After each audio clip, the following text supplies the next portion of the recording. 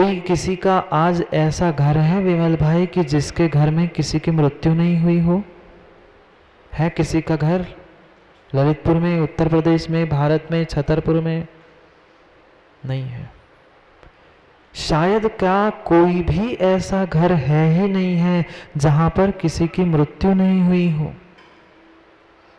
ऐसी कोई वस्तु उसके संपर्क में नहीं आई है जो नष्ट नहीं हुई है, पर फिर भी जानकर ही जानना नहीं चाहते। व्यर्थ में बिलखते हैं, व्यर्थ में रोते हैं, व्यर्थ में दुखी होते हैं। ये दुखी होने का कारण हमारा भ्रम है। जो ये तात्कालिक वस्तु, तात्कालिक व्यक्ति है, उनको हम त्रैकालिक बनाने का प्रयास करते। ये जितने जितने संयोग है, जितने जितने हमें ये पर्याय प्राप्त हुई है, वह प्रत्येक जो पर्याय है वह नश्वर थी है और नश्वर ही रहने वाली। बचे क्या? वह आयु के निषेक क्या आपके वकील साहब बचे? जो आयु के निषेक में आपने, जिस उम्र में आपने वकील की डिग्री प्राप्त की थी, वह आयु बची? नहीं बची। जिस आयु के निषेकों में निहाल चंद जी आपने लिखना, काव्य करना प्रारंभ किया था, वह आयु के निषेक बचे? वह पर्याय बची? नहीं बची। एक क्षण भी ऐसा नहीं जाता कि जिस क्षण हम अपने मृत्यु के आगे नहीं बढ़ते। वास्तविकता का ही बोध करना है हमें अनित्य भावना के साथ साथ। कितने बड़े बड़े सपने, कितनी बड़ी बड़ी उम्मीदें व्यक्ति रखता है अपने घर से, परिवार से, समाज से, मित्रों से, कितने कितने लोगों से हम कितनी बड़ी बड़ी उम्मीद और कितने बड़े बड़े सपने बना के रखते। ये बेटा मेरे काम में आ जाएगा, पड़ोसी के साथ अच्छा व्यवहार कर लो, वो मेरे काम में आ जाएगा। झूठे जग सपने सारे, याद है? बिल्कुल, शब्दों की तो कहीं हमारे पास कमी नहीं है, पर भाई शब्दों के साथ साथ भावों को भी उतारो ना। हमने अपने दिलो दिमाग में मात्र शब्दों को उतार के रखा है। बटन यहाँ लगाने से पहले ही हमारा टेप शुरू हो जाता है। झूठे जग के माँ सपने सारे, झूठी मन की सब आशाएं, तन जीवन यौवन अस्थिर है, क्षण भंगुर लगते पल में मुरझाए। कितने अच्छे से याद है और कितने अच्छे से हम कभी कभी आकर भगवान को भी सुना के चले जाते। किसको सुनाते? भगवान को तो सुनाते हैं, पर भगवान आत्मा को नहीं सुना पाए। नहीं सुना पाए निहाल चंद जी। सुनाते ना होते ना तो वहां बैठे मिलते ही नहीं। मात्र हमने सुंदर सुंदर शब्दों का संयोजन करना सीखा है, पर सुंदर सुंदर भावों की संयोजना करना हमने नहीं सीखी। बहुत सुंदर शब्द चुन चुन के हमने काव्य बनाए हैं, पर शब्द काव्य मात्र कागज पे लिखे जीवन को काव्य बना पाए? वह कागज का लिखा हुआ नष्ट होने वाला है, ये नहीं जानते। कितने कितने बड़े बड़े कवि, कितने बड़े बड़े लेखक गाल की चपेट में, काल की चपेट में चले गए। हम बचेंगे? नहीं बचेंगे। पर फिर भी हम शब्दों में उलझे हैं। शब्द नहीं, भावों को भीतर उतार दो। झूठे हैं सभी सपने में जो देख रहा हूं, वह रात के सपने नहीं। रात में तो व्यक्ति आंख बंद करके सपने देखता है, दिन भर में सपने नहीं देखते ना। दिन भर में सपने नहीं देखते ना। रात के सपने तो फिर भी कभी क्वचाचित सत्य हो भी जाए, पर दिन के देखे हुए सपने ऐसा हो जाएगा, मैं इतना बड़ा व्यक्ति बन जाऊंगा, माँ ये बेटे हमारा ध्यान रखेंगे। रख रहे ध्यान? कोई किसी का ध्यान नहीं रखता। ये झूठे सपने हैं, झूठी झूठी हमने आशाएं बांध के रखी है कि नहीं, हाँ हाँ ठीक है, अब नहीं हुआ ना, कुछ साल बाद तो मेरे पास आएगा वकील साहब बेटा पूना से, अभी भले ही थोड़ा सा कमा रहा है, कमाने दो, वापस थोड़ी दिन बाद आएगा। ऐसा नहीं लगता ना, हम चले जाएंगे वहाँ कुछ साल बाद। ये झूठी मन की आशाएं है, ये सपने बहुत बहुत बहुत क्षणभंगुर है। हर कोई कहता है अरे क्या सपना देख रहा है, वह सपने रात के सपने क्षणभंगुर नहीं है। दिन में भी जो हम सपने देख रहे हैं कि ऐसा होगा ऐसा होगा, ये सब झूठे ही है। ना ये शरीर साथ देगा, ना ये रूप साथ देगा, ना ये यौवन साथ देगा, फिर भी लगे हैं इस शरीर को और यौवन को संभालने के पीछे। बहुत अच्छी बात कुंद स्वामी चौथे नंबर की गाथा में कह रहे हैं। कौन कौन अस्थिर है, और वे अस्थिर है तो मैं समझ क्यों नहीं पा रहा हूं, और समझ भी पा रहा हूं तो मान क्यों नहीं पा रहा हूं। सबसे बड़ी कठिनाई मनुष्यों के साथ यही तो है, जानने के बाद भी वह मानना नहीं चाहता, देखकर भी अंधे का कर ही स्वयं ही गड्ढे में कूद रहा है, स्वयं दुखी हो रहा है। भूल मत करना, एक एक क्षण में मृत्यु हो रही है। विमल भैया एक प्रश्न पूछो, बताओगे? घर में जब आप दाढ़ी बनाते हैं ना, घर में बनाते कि बाहर? घर में बनाओ, बाहर बनाओ, कहीं भी बनाओ, जब दाढ़ी बनाते हो, जब दाढ़ी बनाने के बाद कितने दिन बाद दाढ़ी उगती है? दाढ़ी तो बनाई आपने, पर दाढ़ी बढ़ती कब है? क्यों दाढ़ी कब बढ़ती है? कुछ तो समय लगता है। जब दाढ़ी बड़ी दिखती है, आप भी साफ करके आए पंडित जी, कब बड़ी दाढ़ी? ध्यान रखना, हमें दिखने में बाल 2-3-4 दिन बाद दाढ़ी बड़ी दिखती है। इधर तुम ऊपर से नीचे लेजर ले जा रहे थे, ऊपर के बाल बढ़ना प्रारंभ हो चुके थे। तुरंत एक समय का भी वहां फासला नहीं था जहां की तुमने ब्लेड ऊपर से नीचे की, भले ही दिखाई दे नहीं दे, पर वह तुम्हारे दाढ़ी के बाल, सर के बाल तत्क्षण में बढ़ने लगे थे। फिर भी जीवों को राग है बालों में, पता नहीं कितने सुंदर सुंदर लंबे लंबे बाल बनाकर अगली पर्याय में स्त्री पर्याय को प्राप्त करने का पुरुषार्थ कर रहे हैं। बढ़ा लो, सुंदर लंबे लंबे बाल करा लो, चोटी रख लो। हाँ, आज के युवा किसके पीछे? उस रूप, यौवन और सुंदरता को संभालने के पीछे पड़े हैं। कितना ही संभाल लो, कितना ही सुंदरता को, यौवन को संभाल लेना, वह शाश्वत रहने वाला नहीं है।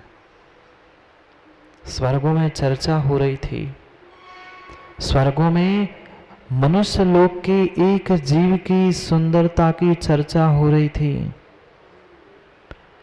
सोचा दो देवों ने, स्वर्गों के देव किसी मनुष्य की चर्चा कर रहे हैं और माँ कोई किसी की प्रशंसा करे, सुन सकता है व्यक्ति?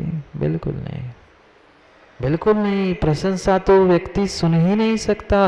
फिर स्वर्गों में देवों के बीच चर्चा हो रही थी। स्वर्गों के 2 देव उतर कर नीचे आए, मणिपाल और रत्नचूल, और उन्होंने खोजा, हाँ कौन है ऐसा व्यक्ति जिसकी स्वर्गों में चर्चा हो रही थी। पहुंच गए उस चक्रवर्ती के महल पर। सोचो, विचार करो, वे चक्रवर्ती कामदेव तीर्थंकर, उनका रूप, उनकी पर्याय युवाओं नहीं बची। कहाँ तुम अपने चेहरे को चमकाने के पीछे बैठे हो? खूब लगा लो क्रीम पाउडर, दुनिया भर की चीजें, पर वह शाश्वत साथ देने वाला नहीं है। स्वर्गों से 2 देव आए और सनत चक्रवर्ती के उस महल में जाकर पहुंच गए। सुबह सुबह का ही समय था। सुबह सुबह का ही समय था और चक्रवर्ती अपनी प्रातः क्रिया निपटाकर नहा रहा था। क्या कर रहा था? सुबह जैसे सब अपना कार्य करते हैं, वह भी महल में नहा रहा था। उतने में देव जाकर पहुंच गए और झांक कर देख रहे थे कि जैसी चर्चा स्वर्गों में हो रही थी, क्या वास्तव में वैसा ही उनका रूप है? क्या वास्तव में ये भी उतने सुंदर है क्या? जैसे ही उन्होंने उस झरोके से, खिड़की से झांका, उन्होंने देखा हाँ, जैसी वास्तव में चर्चा स्वर्गों में हो रही थी, उतना ही सुंदर रूप, उतना ही सुंदर यौवन, उतना ही लावण्य है। वह विचार करने लग गया और आपस में एक दूसरों की जैसे ही बात हुई, उनके कानों में, चक्रवर्ती के कानों पे शब्द पड़े कि कोई बाहर है। उसने ध्यान नहीं दिया। दोनों देवों ने सोचा कि काम करते हैं, अभी और थोड़ी देर रुकते हैं, समझते हैं कि वास्तविकता क्या है। वह लौटने ही वाले थे, बाहर जा निकल ही रहे थे, इतने में उनके एक सेवक ने देख लिया, कोई मेरी राजा की प्रशंसा कर रहा है, कोई मेरी राजा की प्रशंसा कर रहा है। उसने कहा, अभी आपने हमारे राजा, हमारे चक्रवर्ती के रूप को देखा कहाँ है? अभी तो वे नहा रहे थे, अभी उनको श्रृंगार करके आने दो, वह उपटन आदि का लेप लगाने दो, अच्छे सुंदर वस्त्र आभूषण पहनकर सिंहासन पर बैठने दो, फिर आप हमारे चक्रवर्ती के रूप को देखना। सोचा आए ही है तो देखे और चले जाए। कुछ समय में चक्रवर्ती तैयार होकर आकर सिंहासन पे बैठ गए। वह भी लावण्य देखने जैसा था। सब उसकी सर्वांग शरीर की सुंदरता को देखकर नगर के लोग तो थे ही, वे दोनों देव भी चकित हो गए। हाँ, जैसे वास्तव में स्वर्गों में चर्चा थी, वैसा ही उनका रूप है। पर और थोड़े से पास पहुंचकर उन्होंने देखा, दूर से तो देख लिया, करीब जाके देख लूं। जैसे ही दोनों देव करीब जाकर पहुंचते हैं, एक दूसरों के मुंह को ताकने लगे और सोचने लगे यह क्या हुआ।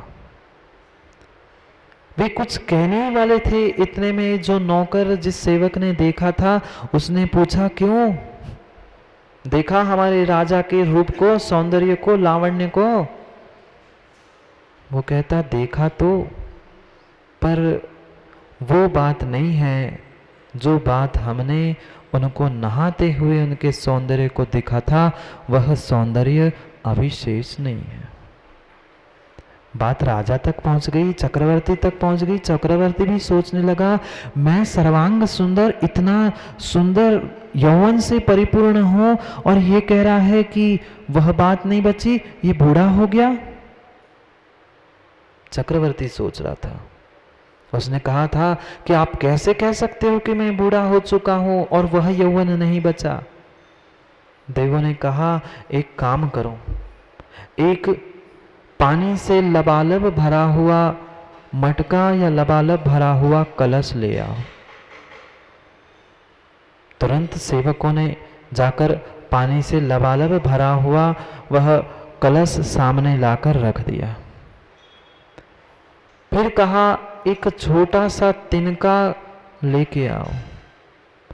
वह जाकर तिनका भी नौकर ले आए। देवों ने तिनके को पानी में डाला और बाहर निकला। क्या होगा? क्या होगा? क्या तिनके के साथ पानी बाहर आएगा कि नहीं आएगा? एक बूंद के साथ साथ वो पूरा तिनका गिला हुआ था, वो पानी, और एक बूंद उससे बाहर निकली। पर मटके से खाली कुछ हुआ? दिखने वाले को कुछ खाली दिखा? वह देखने वालों ने सबने मटका लबालब, वह कलश लबालब भरा ही देखा। पर विमल भैया, क्या उससे एक बूंद कम नहीं हुई थी? कुछ पानी कम नहीं हुआ था? हुआ था। वह दिखाकर चक्रवर्ती से कह दिया, देख भले ही तू रूप लावण्य यौवन सुंदरता सभी से अभी भी परिपूर्ण है, पर कुछ क्षण पहले जो तेरी सौंदर्य था, जो तेरा रूप था, अभी वर्तमान में वह तेरा रूप नहीं है। ये उसके लिए दृष्टांत है। ये एक पानी की बूंद कोई पहचान नहीं पाया कि उस कलश से बाहर निकली है, पर पानी कलश से बाहर निकला है और पानी कम हुआ है। ऐसे क्या आप लोगों की आयु प्रतिक्षण नष्ट नहीं हो रही? प्रतिक्षण एक एक समय, एक एक मिनट में हम बूढ़े होते जा रहे हैं, हम वृद्ध हो रहे हैं, पर हमें ये बात समझ में नहीं आ रही। तन जीवन यौवन अस्थिर है, ये स्थिर रहने वाला नहीं है। चक्रवर्ती कामदेव जैसे जीवों के शरीर में रूप में परिणमन हो सकता है, तो हमारी बात ही क्या है? बात ही हमारी क्या है?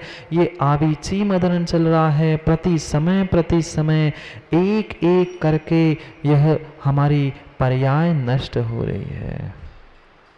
याद है नमा, छिन छिन यौवन, बोलो ना, छिन छिन यौवन छीन होत है, क्या समझे प्राणी। देवों ने भी कहा छिन छिन यौवन छीन होत है, क्या समझे प्राणी, क्या समझे? नहीं समझे। अभी खूब चमकते हुए बाल है, चमकते हुए गाल है, युवाओं अच्छी फोटो खींच कर रख लेना, और जब बूढ़े हो जाओ तो उस फोटो को देख लेना।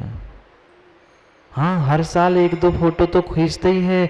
हर साल की फोटो को अगर विमल भैया बचपन से फोटो हो तो सामने रखते हुए देख लेना, ऐसे चढ़ते हुए कैसे बूढ़े कब हुए समझ में आ जाएगा,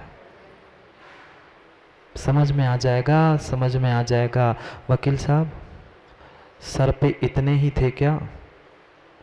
आपके सर पे इतने ही बचे हैं, उतने ही थे क्या बचपन से? नहीं आया क्या समझ में? निहाल चंद जी, कहाँ गए? कहाँ गए वे बाल? कहाँ गए वे जुल्फे जिनको सुबह शाम संवारते रहते थे? बचे बाल? नहीं बचे। जिनके बचे हैं वे काले नहीं बचे, जिनके बचे हैं इनके काले नहीं बचे हैं। बहुत लोगों के तो बचे ही नहीं है, कहाँ गए? जब तुम्हारी बाल तुम्हारी बात नहीं मान रहा है, तुम्हारी बेटा बहू तुम्हारी बात क्या मानेंगे? जब शरीर जन्य पर्याय जन्य जो तुम्हारे आत्मा से संश्लेष संबंध रखने वाला ये शरीर, ये बाल, वो तुम्हारी बात नहीं मानता, वो भी समय पे नष्ट हो रहा है, फिर कौन बाला और कौन किसके लिए नित्य रहेगा? खिंचवा लो युवाओं, अपनी अपनी फोटो को खींच के हर साल की कमरे में टांग के रख लेना। जब बूढ़े हो जाओगे, कम से कम बूढ़े होने पे तो वैराग्य हो जाए कि क्या बीती थी और आज मैं क्या हूँ। नहीं आया समझ में अभी तक? इंद्रजाल